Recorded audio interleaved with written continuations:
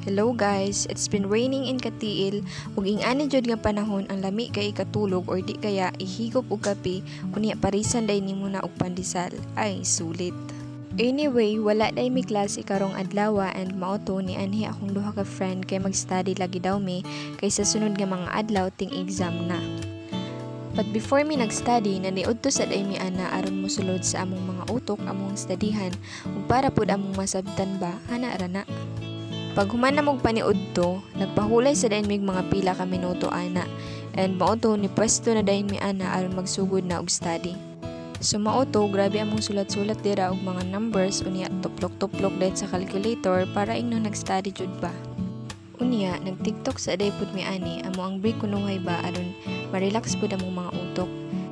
Unya, ang resulta wala na mi kabalik sa among pag-study kay ang stabs na sa TikTok amo ang gistudyhan. Ug murag wala na joy chance nga maka-study pa migbalik ani kay kisayawan naman. Maora to. Salamat sa pagtan-aw.